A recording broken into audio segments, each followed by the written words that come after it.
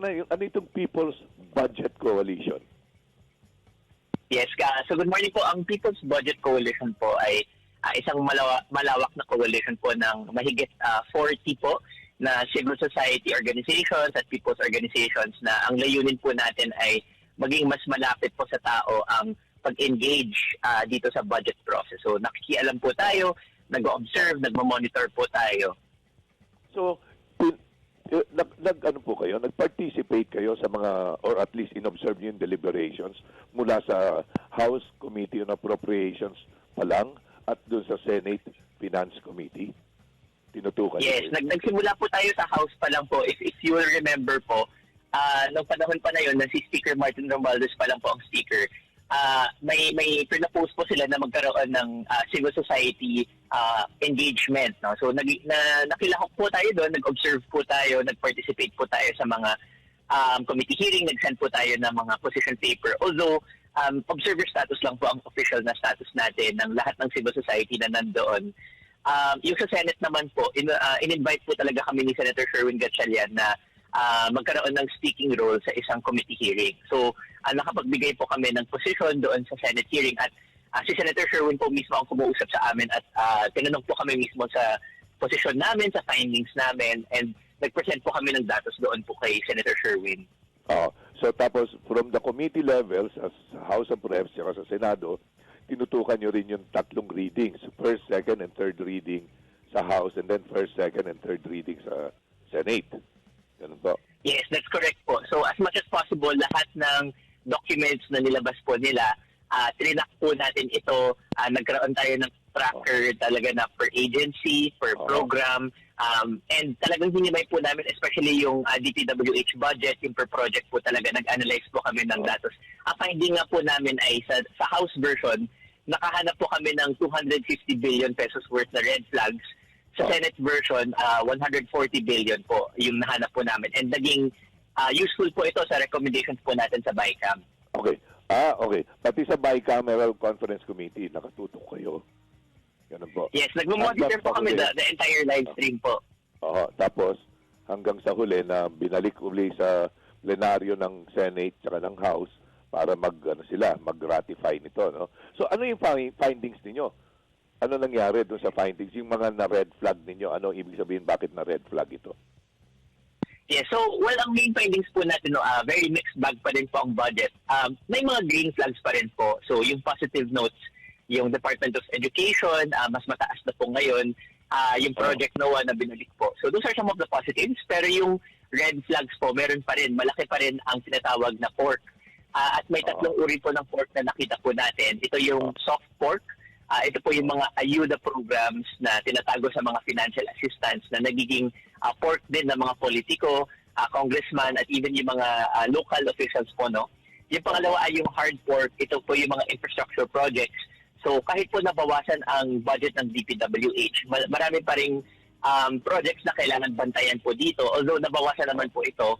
And then finally, yung shadow pork na tinatawag, unprogrammed appropriations po. So yung unprogrammed po kasi, labas po ito sa saklaw ng regular o programmed na budget.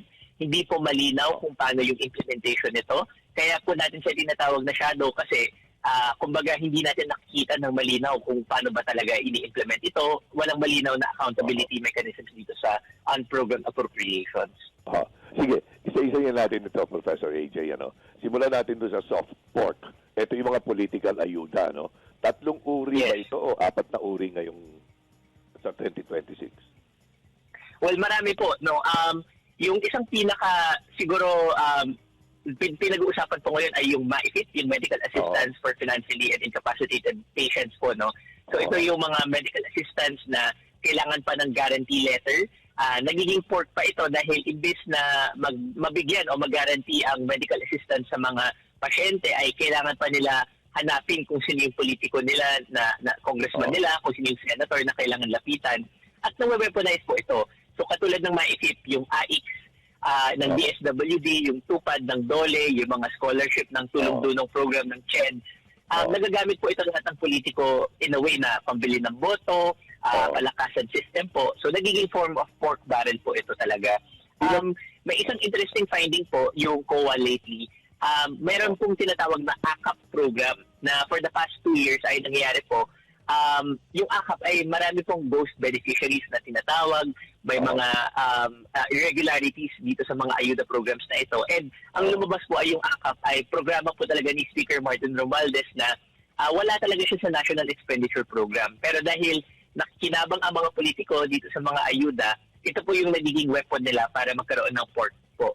Itong MyFIP ngayon, ilang billion po ang nilagay dito ngayon, Professor AJ? Well, originally po kasi ang nasa National Expenditure Program ay 24 billion lamang. So yun po yung pinopose ng DOH at ng Pangulo. Ngunit sa BICAM version, ang magiging version ng budget sa 2026, lumubo po ito ng 51 billion. So mahigit po sa doble dito sa MyFIP. Okay. So ito po yung nakikita natin at kulang pa rin po ang investment dito sa PhilHealth po. Yun po yung main na problema po kasi pag sa PhilHealth po, automatic pag member po tayo, dapat garantisado po yung healthcare po natin, dapat bayad na po yung hospital bill po natin. Walang politiko na nagkakaroon tayo ng utang na loob, no. Kaya mas gusto po nila yung MyFIP dahil sa MyFIP, pwede lang ipagmuka na sila yung benefactor, sila yung nagbibigay ng ayuda, no. Kaya nga ang tawag dito ay mga EPAL na ayuda po ito dahil kailangan nga po talaga natin dumaan pa sa politiko. Sila yung nagiging gatekeeper natin sa karapatan dapat natin sa kalusugan po. So, nakaparada itong pera sa Department of Health. Tapos meron kanyo na nakaparada rin pera sa Department of Social Welfare and Development. Ito naman yung AIX. Yes, ito po yung AIX.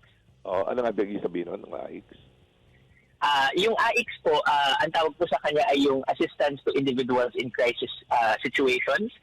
Pero sa line item po, I think naging iba na po yung tawag sa kanya, parang financial assistance to persons with in difficult circumstances na po. So, nag-iiba-iba lang yung title po ng programa. Pero yung AIX po kasi, ito po usually yung mga burial assistance kapag namatayan, yung mga financial assistance, ayuda na binibigay ng DSWD. Ang nakikita nga po natin ay naging very politicized po ito. Kadalasan binibigay ito pag malapit na yung eleksyon. Kadalasan binibigay po ito sa mga botante ng kung sinong kandidato, kung sinong kakampi ng kandidato. So, hindi talaga siya targeted po sa mga pinakamahihirap, hindi siya targeted sa pinakanangangailangan. Nagiging form of pork barrel po ito ulit dahil very politicized po na naman ang implementation nitong AIX po na ito. Okay, punta naman tayo dun sa hard pork, Ito mga public works projects ito, ganun ba? Yes, ito po yung mga public works projects, no. So to be fair po sa BICAM po, no, binawasan pa nga nila yung budget para sa DPWH. Kung naalala niyo po yung usapin sa BICAM, in-invite po si Secretary Vince Dizon, diba? Doon po yung nagkaroon sila ng deadlock na tinatawag. Dahil po ito sa constructions, materials, price data. So ang gusto po talaga gawin ng Senado ay linisin yung mga proyekto para mawala na yung overpricing na nangyayari. So, I think naging successful naman sila to an extent dahil yung budget ng DPWH, pababa po siya ng pababa. Yung National Expenditure Program po, 880 billion. Pagdating sa House version, naging 624 billion. Pagdating sa Senate version, naging 570. At yung BICAM ay naging 530 billion na lang. No? So, pabawas siya ng pabawas. So, I think magandang effort po yun na linisin yung DPWH. Siguro ang red flag lang po ay kailangan po natin pa rin bantayan ang implementation nito. At hindi lang yung DPWH ang kailangan natin bantayan. Pati yung ibang infrastructure katulad ng mga farm-to-market road, katulad ng mga irrigation, yung mga classroom building, yung health facilities, lahat po yun ay kailangan bantayan. Yung sinasabi yung shadow pork barrel, ano ba ito? Yung unprogrammed appropriations. Ano ibig sabihin? Pakipaliwanag lang. Yes, so yung unprogrammed appropriations po ay isa pong uri ng standby fund. No? So, ibig sabihin, yung total budget po natin ay 6.79 trillion po. No? So, yun yung mga programa, yun yung mga pangsweldo, yun yung mga infrastructure. No? Meron po pa rin bukod dito sa 6.79 trillion na tinatawag na unprogrammed appropriations, ang amount po na nandito ay 243 billion. At na-activate lang po ito, pwede lang gamitin o gastusin yung mga items na nandito sa unprogrammed kapag may excess revenue, may panibagong revenue o kaya may panibagong loan na tinatawag. So, ibig sabihin, kapag may dumating na pera na hindi na account sa simula ng proseso. Ngayon, ang problema, itong unproven appropriations in concept, maaaring okay naman siya dahil flexibility po siya para sa gobyerno natin. Ang problema sa mga nakaraang taon, ginamit po nila yung unprogrammed appropriations para magsingit ng mga flood control programs. So, kung naalala niyo po yung noong 2024, ito po yung taon kung kailan nila kinuha yung pondo ng PhilHealth. At nung tinanong ang DOH kung saan nyo ginamit itong pera ng PhilHealth, ang sagot po nila ay ginamit po sa mga flood control, ginagamit po ito sa pagpapagawa ng daan. No? So, ibig sabihin, yung UA ay nagagamit sa mga proyekto na hindi aligned doon sa nakaplano talaga na budget. No? Dahil ang problema po sa UA, hindi po talaga siya transparent. Hindi nalalaman ng publiko kung kailan na ba na-activate po ito, kung kailan ba nagkaroon ng excess revenue. At yung mga proyekto na po ito, hindi po siya talagang itemized. Wala po siyang details kung sino ba yung beneficiaryo, kung saan ba yung location ng mga projects na ito. Lump sum lang din po talaga siya. So, gano'n na naman ngayon. Unprogrammed appropriations, lump sums lang, walang mga detalye ito kung para saan. So yung 243 billion po, naka-divide po siya, no? So may mga programs halimbawa for the automobile industry, may program na et cetera. May mga programs naman po siya. Ang pinaka masama before ay may tinatawag na SAGIP program. Yung SAGIP program ay yung mga infrastructure, mga ayuda programs na hindi po talaga itemized, no? So tinanggal naman nila iyon sa BICAM. Ang problema nga po ay itong mga nakalista dito sa unprogram. So may nakalista, hindi talaga siya himay. So tapos kapag na-implement na siya, hindi naman pina-publish yung per line item din na implementation na ito.